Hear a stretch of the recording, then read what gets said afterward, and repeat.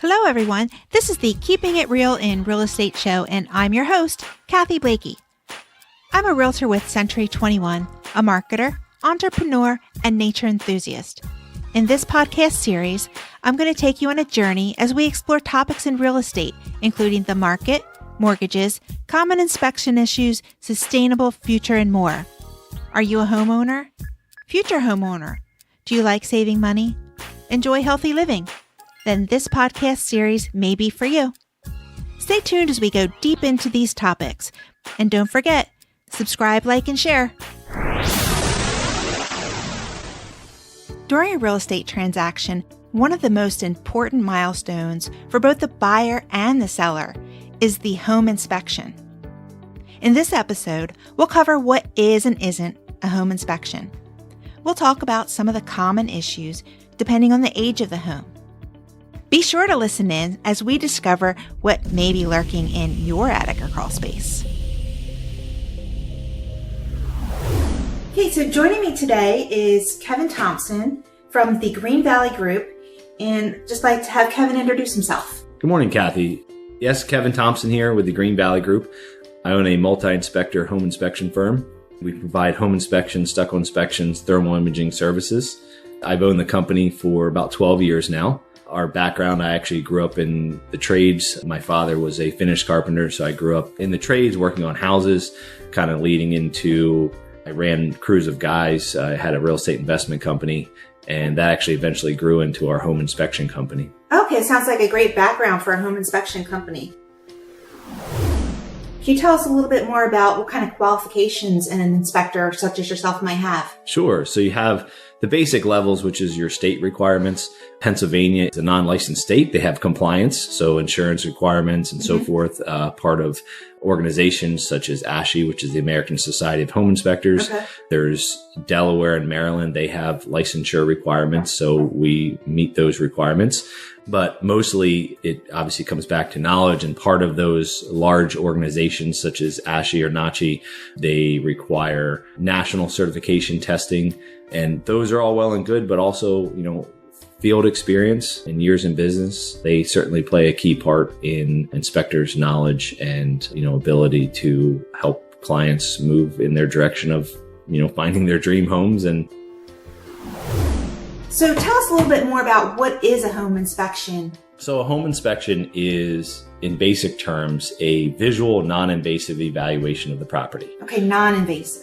Yes. So we're not opening walls. We're not tearing things out. It is a visual inspection only. Mm-hmm. You may actually use some tools during that. So though most home inspectors actually are not required to use any specific tools, some will bring some moisture meters. Mm-hmm. Some will bring some thermal imaging equipment, obviously screwdrivers, flashlights. So kind of the go-to tools for most inspectors are, like a flashlight and screwdriver. But like I said, we're not able to open walls or deconstruct anything. And they cover the basic components. So they're going to cover, roof, foundation, visible framing, plumbing, electric. The panels are going to be open to view some of that electric. But other than an operation of, appliances and fixtures and windows, exterior components, air conditioning, heating. So it covers a lot to the extent that a visual inspection can. Okay. And then once you walk through and you complete this inspection, what's the next step? So we would there's multiple things that we report on. Most commonly material defects or things not working. There's also other categories, safety categories that we have. So like electric hazards and so forth. They're all prepared into a beautiful report. Mm-hmm. We provide a lot of pictures. We actually have the ability to introduce video to our reports, and also explanation of where shutoffs are, where equipment is located, useful information so that a buyer or seller can make an informed decision about the home. So it's absolutely encouraged that a buyer or client attend the home inspection. That way they can have a back and forth conversation with the inspector, probably some side conversations, learning on site how to operate things, your heater, how to change filters, where water shutoffs are. Though that stuff is in a report, you can usually pick up on more of that and learn more about the home, seeing it in person. And then you can ask those questions that you may have or things that you see on the house. You have the ability to ask the inspector in person. So I definitely encourage a client or buyer to be present during the inspection. Yeah, I tend to agree with you because as a real estate agent, when I get the report, it's very nice, clear pictures, and it's very factual. It has the information. But what you get when you're in person is more of the tone about whether this is an issue that is something that's really serious and should be really carefully considered before moving forward, or if it's something that's fairly common. And I think that comes across in person a little better. And so I always encourage buyers to attend inspections as well. Can you tell us a little bit more about some common issues that you might see, say, for instance, in older homes versus newer homes? Absolutely. It's common for us to actually see both in the same day as well. So we could be in a 100-year-old house in the morning and then a newer house in the afternoon. Some of the common things with older houses, and when I say older, like say 100 years, 80 years, we usually find outdated electrical or maybe some unsafe conditions. There gives a longer opportunity for like termites or pests or structural concerns to happen. Those are usually the big things. So, usually some foundation or maybe structural concerns or repairs that have been done, and definitely some electrical concerns with some of those older houses. When we look at, say, newer houses, say let's maybe 30 years old, some of the common things. So right around 30 years, that's when things start to wear out. So it's, the roof is, maybe at the end of its useful life, the heaters, not so much structural concerns. Here in the United States, we don't really have those large structural concerns per se, but not saying it can't happen, but it's a different set of concerns. So we usually have things that are about to wear out or cost a buyer some money that they need to prepare for and kind of budget for. So when you talk about like structural concerns, one of the things that I've seen walking through homes is like cracks right around the doors or the windows. And sometimes people might be concerned that their house is going to fall down. Is that something you commonly see? So we do actually cracks around, and especially for homes that have kind of seasoned. So getting past that break-in period, seeing some, drywall cracks or plaster cracks around doors and windows is a common stress point. There are areas that we see. So for the most part, most inspectors, and, we may, walk past those and it's more of a cosmetic concern. Now, if it goes hand in hand with, okay, your doors aren't closing and they're rubbing and you see some sags in the floor, that may give different indications that yes, there could be something structurally causing those cracks.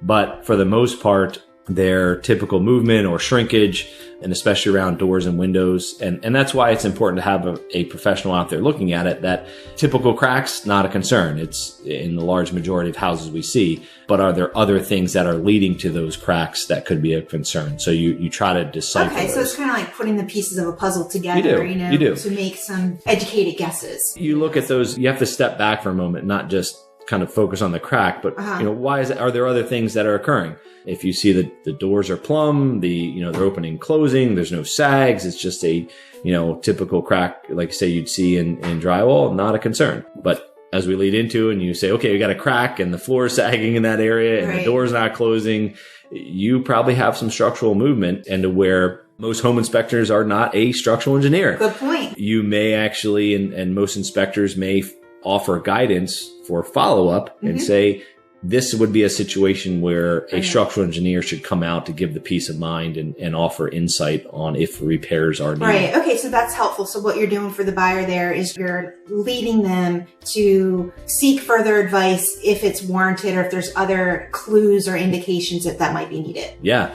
And you bring up a good point. Like some clients have said, well, what if I get a HVAC guy out there, an electrician out there, a roofer out there, carpenter out there? It's like the expense of hiring all those. And the coordination alone within your 10 or 14 day inspection period, it sounds like a nightmare. Exactly. So a home inspection or inspector is more so a generalist. And to say, we're going to look at those and we're going to raise the flag where needed. So, hey, if we go in and the heater is functioning fine and it's working great, there's no concerns, there's just those comments and we move on. But there's times where we may see some things that it would be important to get that maybe service prior to closing.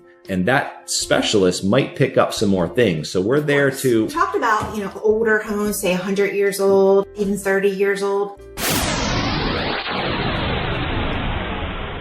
What about brand new homes. What do you recommend for a buyer who's purchasing a brand newly constructed home? Sure. So it's actually, most buyers think, I'm buying a brand new home. Why do I need to get an inspection? Everything is new. And I highly encourage them. It's not that things are significantly deficient or structural concerns, because most of the time a township inspector is looking at the electrical and plumbing and foundation. But what we find are things that aren't completed. So those township inspectors, most of them are not looking at the exterior. They're not looking at some roofing, some exterior. That's not part of their main inspections. And when I say things not completed, recently we found, again, new construction, that part of a side roof was never installed. Oh my goodness. You couldn't see it from the ground. So right, yeah, you wouldn't know. You do your final walkthrough, and then the first, good rain, you might be underwater. Well, you actually couldn't see it. So until you actually got up on the roof and you looked down, part of a whole porch roof was not installed. Okay. Things like washing machines. So it's very popular to have maybe second floor washer and dryers, and they put a pan underneath and a drain. So in case that should leak, it'll drain down. Well, where's that draining to? We often find, okay, that drain goes down into your basement. So, and it's and not hooked up. It's just simple things that it's not hooked up to maybe an exit point. And so that's a very common find, to where, okay, your pan does its job. You don't flood your second floor, but that pipe discharges into your finished basement. It's just the completion of some of those. So it's kind of like a checklist, and maybe a final checklist for a builder to say, well, these things aren't completed. Or there's times where maybe things aren't done very well. Maybe it's kind of a subpar builder, and you get to know that, and maybe you need to investigate farther. But I definitely wouldn't skip a home inspection just because the home is brand new. You will likely come up, or may come up, with a list of punch list items to be completed for the builder. Okay. All right. Item that we actually find during a new construction home inspection. So a house has just been built, heaters. So especially if houses were built in the wintertime, and if the fans were running on the heater when they were finishing drywall, sometimes we find ductwork and heaters that are caked with drywall dust. Ew. So those are things that you could ask, to be clean. So it's not that, again, a new home isn't free of defects. They're usually very clean, but there's things that, again, a punch list item, or things that need to be tightened up or finished. Another part of that is, say you've lived in the house for a year and you're getting ready to maybe have your 1 year walkthrough or warranty expire from a builder. Is going through at that point. Now you've had a whole year of, kind of wear and tear on the house. Things have started to, settle and timbers and lumber shrinkage, and you can start to check things off. How are things operating after that year? One thing that we saw on a house that was going through this inspection prior to the 1 year expiration is we inspected in the wintertime.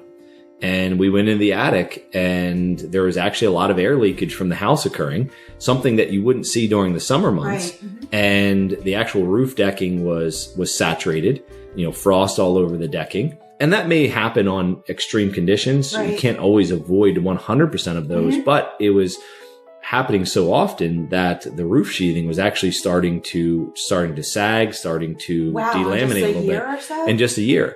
So those are good things to catch, that you can ask your builder to go back and fix those items, or things that aren't performing well. And so we never really know what we're going to run into with new construction. And I'd say the majority is things turn out pretty clean, but those cases where they don't, such as the roof or things not terminated properly, those are good catches. And just a short amount of time and a nominal, cost for a major investment sounds like a worthwhile reason to have these inspections at various points. Even if it's peace of mind. So, spending a few $100s for peace of mind and saying, yeah, we might catch something big, like, the ventilation issues in attic or things not completed, which the repairs cost far more than the simple inspection. Or if it comes up clean, you've got a good, you've got peace of mind there. So I think there's a value to that peace of mind.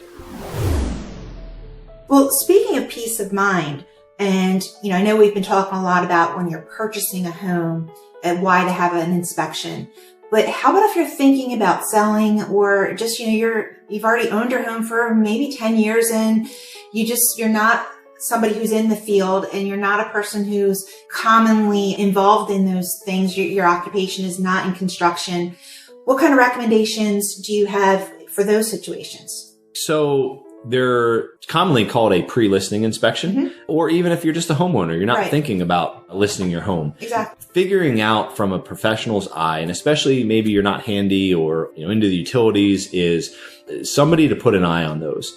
And it's becoming more and more popular. We're doing more of these pre-listing inspections. Some actually we do a kind of an altered service. So the typical pre-listing inspection is just like a buyer's inspection. We're going to look at heaters. We're going to look at the electric panels. And it gives you a nice list of things to maybe that need to be corrected and repaired. And it helps you to better prepare your house for sale. And what it does is cut down that list from a buyer's inspector. Right. And you're able to, instead of making the decision in, 2 or 3 days during a real estate transaction, you've got some time to make those corrections, take those things off a list that would otherwise be there, from a buyer's inspector, and to maybe bring to your attention things that need to be done or maintained. So you said the typical is a report, but you're saying you have an altered service where maybe we do. Tell us about that. So again, typical is a report just like we do for a buyer. We also offer a service that we don't provide a report. We actually it's kind of like a general walkthrough for a home. Okay. So just as you might bring somebody of the trades out or a roofer come out and do a visual examination of a specific part, we'll actually do that for a seller or an owner and say, grab your notepad, let's take a walk. So here's what I see as a professional, and say, this needs to be maintained, or hey, maybe your grading's getting too high. Everybody always adds mulch and doesn't take it away. And you really got to lower this, or you might create, concerns for termite entry or so forth. So things that you might not think about every day as a homeowner. Yeah, and places you might not want to go. Yeah. So we're crawl spaces, attics, roofs. Those are where the things hide. So, and during some of those walkthroughs, we're going to we're going to go in the crawl space. We're going to go into the attic. We're going to look at the roof and areas that you don't go every day. And like I say, we might go up on the roof and say, you might not be able to see it. Say you've got 3, 4, 5 shingles missing up here. Those are good things to check off. So Kevin, some of your services include thermal imaging. Can you explain when some of that might be beneficial? Absolutely. So I'm a level 2 certified thermographer. There's usually 3 levels in the United States. And so I've advanced myself in the technology of thermal imaging. Thermal imaging is, and one of the biggest things to clear up is it's not X-ray. Okay. So we can't see through walls, but the technology, if used properly by a trained and educated operator, can help us see things such as maybe water that might be laying on the drywall that we can't see. So say you have a freshly painted house and you can't see a stain. Right. Thermal imaging may be able to pick that up. Not because it's seeing through the drywall, but it's seeing thermal conditions on the surface, such as evaporative cooling from that moisture that we're able to detect with the equipment. So we can also evaluate like radiant flooring, maybe how radiators are operating, leaks. So we actually have a leak detection service that we can help contractors or homeowners track and find leaks. So for instance, a homeowner had called and there was some water coming out of the ceiling and they're trying to figure out, and they've had trades out there, and we actually helped to track that. It was coming from about 12, 15 feet away from a bathroom. And water's funny. It's going to seek its own level. So it traveled all the way over, and where they saw the actual stain was well removed from where the actual leak was. That's actually pretty fascinating. So I bet a lot of people just do not know about that service or that capability. It's a great technology, but again, it's got to be used right. Okay. So what we're seeing as the technology becomes more affordable for inspectors, I really encourage training and classes. Because you can, there's a difference between, say you're looking at pipes. There's a brand new shiny copper pipe is going to maybe give a false sense of something versus a dull copper pipe. Okay. So like a shiny copper pipe might look hot. There's emissivity. There's different things that you really need to understand about the technology and really the limitations of it. And so you don't also want to mislead a client and sell them on something that it might not be useful for. So it's basically used it's a tool in your toolbox, just like a screwdriver. there's appropriate times to bring that out, that it might gather more information that to help make an informed decision. So Kevin, is that something you might use for a stucco inspection? So I've been doing stucco inspections for over a decade. We do probably 700 of them a year. And I've spent a lot of time trying to utilize thermal imaging and what's commonly called moisture probe testing for stucco evaluations. Okay. And the end result has been that thermal imaging is not a tool that can be relied upon for your stucco inspections. Oh, that's interesting. So it basically can miss too many things. So there's atmospheric conditions, weather patterns, timing of day. Is that if you have, say, areas that are decayed or rotten behind the wall surface, but they're dry. Okay. Your thermal imaging equipment will likely glance right over those. Oh, I see. Okay. So it's, some of the best times. So there's timing for those thermal imaging inspections. Not that it can't be used, but I've seen inspectors misuse the technology, that they come out during the afternoon hours when the sun is on the side of the house. Right. And that puts a thermal load on the side of the house to where it's going to distort or mask what that thermal imager's able to see. Okay. So thermal imaging, at the end of the day, thermal imaging is a useful tool if used properly, but it's not a great tool to be used for, stucco moisture evaluations. Okay. So what is the best tool for stucco moisture? So it's usually a combination of two things. So visual and experience combined with what's called moisture probe testing. Okay. And so that's able to reach out and touch a substrate, get accurate information. So both a buyer and seller can make an informed decision. So it's direct, it's to the point, and collects the most accurate information. Is that considered invasive testing? So the moisture probe testing is invasive, and we're actually kind of now separating moisture probe testing or stucco evaluations are not a home inspection. So the home inspection is that visual, non-invasive portion. Right, we talked about that. And a stucco inspection is a different service altogether. And so you're actually taking moisture readings of the substrate behind the stucco. And in our area specifically, it's something that's important to do, because I would say 85% of our clients do not see this happening inside their walls. So a lot of the quote unquote stucco issues or decay or hidden rot and so forth are masked from view. There are beautiful walls and they look great, and we don't know that it's there. And it's become so widely known that this could happen that it's definitely worthwhile to get that inspection. Not all homes have a problem. So there's perfectly good homes out there, stucco homes, but there's also a higher percentage in our area, unfortunately, that are seeing issues happen. So that might be kind of like we were talking about, even beyond when you're the buyer and you have the home inspection. Now you own this home that's stucco, and maybe it passed the first time when you purchased it, but is there a time period when you should consider having this test done, even if you're not going to be selling your home? So Mother Nature is always trying to break down our home, right? It's something that has been around for a long time, that yes, if you've had an inspection and you've lived in your home for a period of time, maybe it's 3, 4, 5 years after that, you might want to have a checkup just to see if things are performing. Usually my rule, I'd say if you've gone through one and it was a professional inspection, and maybe you get another one a few years down the road, 5 years, you might forego some. Not that you as the homeowner can't take visual notes and indicators if things change, but if you've got 2 checkup years apart and things are performing, it's likely a good track record. Okay. But I wish there was a non-invasive evaluation or technique that could be relied upon. Reliance is key, that could give you information, and unfortunately, there's not. So going through, you want to think that it's fine, and you're misled, and then it's not when you go to sell it in 10 years. You're right, and it's worth the peace of mind. So even if it's newer or older, I tell folks that it's just as valuable if we come out and give you a clean bill of health and things are fine, versus finding issues. So the one thing that I have always learned in doing thousands of these is I never bet.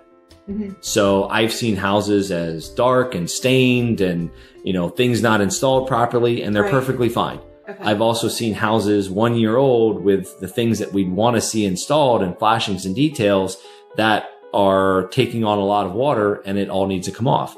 So that's the biggest thing. There's visual is going to take you so far, but I have just learned that you need to put your blinders on. You need to test the house, figure out professionally how it's performing, and go from there. Okay, Kevin, so we've talked a lot about what is a home inspection, what is performed, how is it performed. What isn't a home inspection? So a home inspection is not something that's destructive. One of the common things we also hear is, well, it's not a code inspection. Okay. So a home inspection is, we're not out there inspecting to code. That's a perception maybe from a buyer or somebody coming in and looking and saying, okay, you're going to look at every single defect and you're going to be inspecting that house to code. Well, yeah, and building codes change. They do.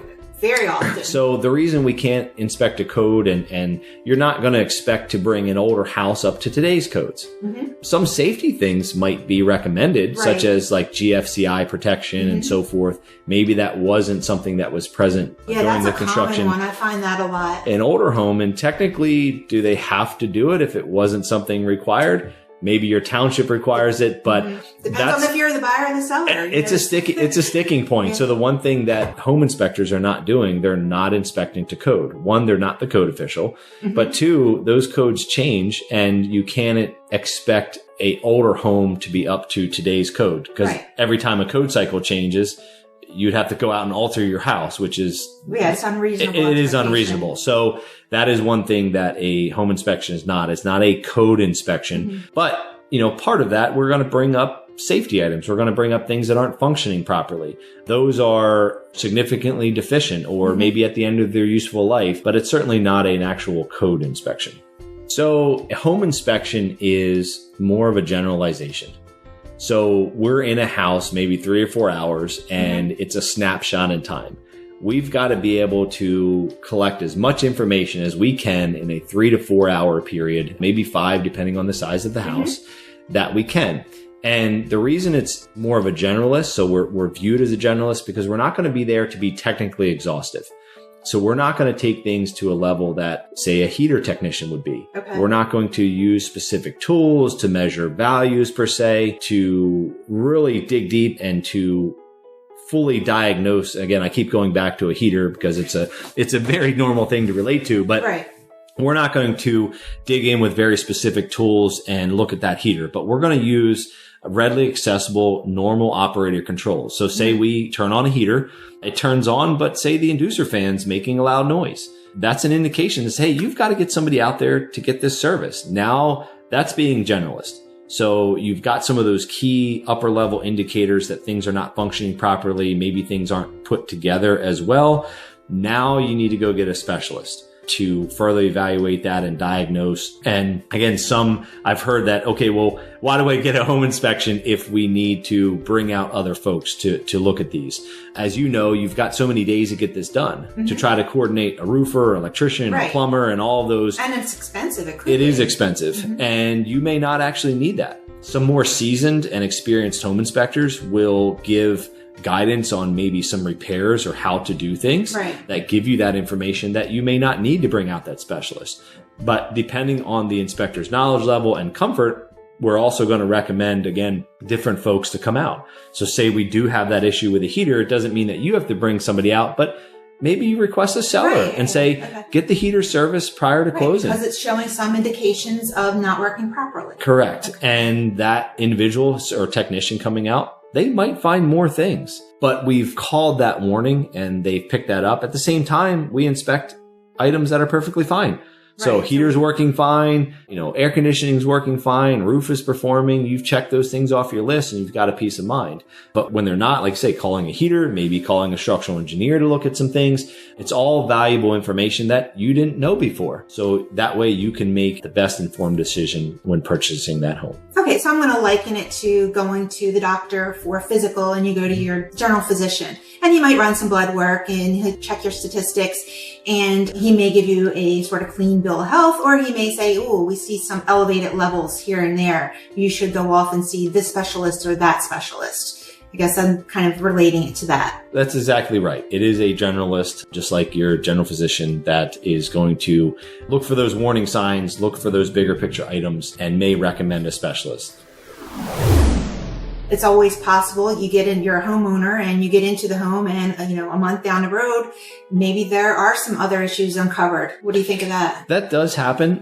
Most commonly is like the DIY projects. Oh, so that's become more prevalent, and a lot of folks are trying to, especially with the TV shows and that are out there, that folks that may try to tackle things on their own. So we get into houses sometimes that we get those key indicators that, hey, this is kind of a DIY project or someone attempted wiring. And I know one comment we get into, like I said, we can only see so much. We can't see behind walls and so forth. But for instance, folks that try to finish an area themselves, is when you get some indicators like poor wiring or techniques.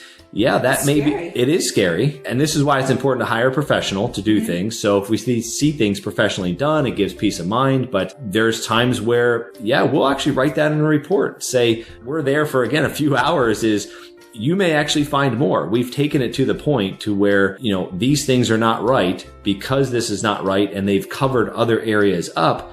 You might actually find more during the course of renovations and so forth, but at least you know that going into it. So you're able to, if you're purchasing a house, and again, you know those expectations and saying, I'm buying a house that maybe a lot of things were done by the homeowner, not done well. Maybe you can budget for that, or maybe you can negotiate for that and say, yes, or maybe it comes down to, you've got to open those areas up or request it because they weren't professionally done and there could be some hazards there. So again, it all leads back to being informed about what you're actually getting into as a consumer.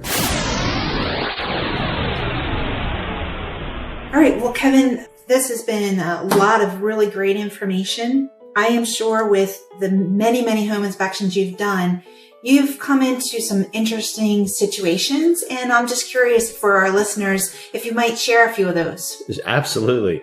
Actually, just the other day, so I was in an attic space, kind of cramped. I had to bend over and almost crawl through the attic. And it's always those areas that you run into these. And sounds creepy. It is. And you're working with your flashlight, and I was up and I heard this loud buzzing of bees. And so you're crawling through an attic space, and lo and behold, I just kind of turned my head, and there's a large wasp nest, like probably the size of a softball, about a foot from my face. Ooh. And so you're there in the attic space, and you're like, I can't run. It took me a while to get back in here. So you run into those, and I just slowly, okay, guys, I'm just going to turn my head and I'm going to back out of here. And some of those keep you on edge. And to the effect of animals, and again, they're kind of humorous things that you see. That I was in a crawl space. Again, those hard to reach places. Yep, the places no one else wants to go. That's why we send you. Caught something moving out of the corner of my eye, and I'm thinking, oh, maybe that was just a mouse.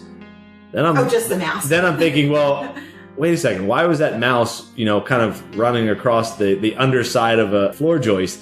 And I look over and I turn my flashlight, and there's this large ball just moving, like this large mass. And, you jump back for a second and you look, and they were the biggest crickets I've ever seen in my life. Oh. And they're again, a large mass of them. And I noted it, took pictures. I was like, I don't know if these things bite or if they, what these things are. You stuck around long enough to take pictures. I did. I was like, all right, well, there it is. There's these huge crickets in there, and there's a mass like the size of a basketball, and they're just kind of slowly, creepily moving. And I go back out of the crawl space, and I'm letting the client know what I found, or trying to describe this. And the seller happened to be there and said, they chimed in and like, oh, the camel crickets. I'm like, well, what is a camel cricket? And here in Pennsylvania, we don't see those. And they said, oh yeah, their daughter went to school in Texas, and unfortunately, I guess, accidentally brought one home in a bag, and they thought, oh, I thought I got rid of them all. And so you see some odd things, and some of those are humorous like that, gives you a scare, and usually animal things. But sometimes you're there as an inspector, and sometimes you help save people. Sometimes we'll pick up a gas leak or something like that, and the occupant doesn't know. Yeah. There was one actually with a deck, and I remember this very specifically. It was just before Memorial Day holiday, and I was actually evaluating a deck. The deck was very high. It was probably 15 feet in the air. And the deck supports, they were gone. I could take them and shake them by hand. Yeah, I could shake them by hand. Ugh. And you're getting ready to go into a holiday weekend. And, what a way to wreck a holiday weekend, having a deck full of people and your deck collapse. So we don't like to find those things, Right. but there's things that come to attention that, and I believe that's, the part of what drives me is, identifying these things, trying to help people save a house or maybe even save a life, things that we find.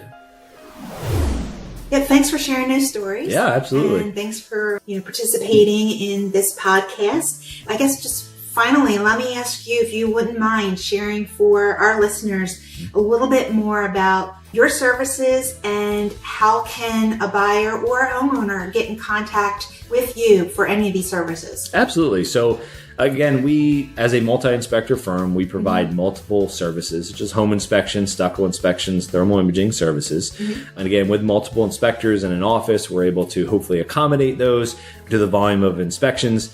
And you could reach us. Our office number is 610-347-0620. Even if there's just questions about an inspection, you want to set something up. There's times where folks call and we just help them walk through, or to set up and book an inspection. We'd be happy to help answer questions. We're here to help. And your service areas? So we're based in Chester County. We do go, we travel quite a bit. So we go up into maybe North Wales area, a good hour radius down into Delaware, Middletown, and King of Prussia area. We do have a good hour radius. Our home base is in Kennett Square. Okay. And like I say, we do travel a good hour radius to help clients out. Okay. All right. Well, thanks a lot, Kevin. Really appreciate it. Yep. You're welcome. Thanks, Kathy. Thanks for tuning in to this episode of Keeping It Real in Real Estate with Kathy Blakey as your host. For more information on this episode or others, visit www.keepingitrealinfo.com. There you can find information about becoming a guest speaker, episode notes, and contact information for the guest speakers. You can also connect with me on social media by using the key terms Kathy Blakey Realtor. Find me on Facebook, Instagram, LinkedIn, or YouTube. If you'd like to subscribe to this podcast, you can find it on iTunes, Google Play, Spotify, and more. Thanks for listening. As a disclaimer, this show is not intended to be a replacement for professional advice. For specific issues related to your real estate transaction, please consult with your qualified realtor, mortgage broker, home inspector, or real estate attorney. Thank you.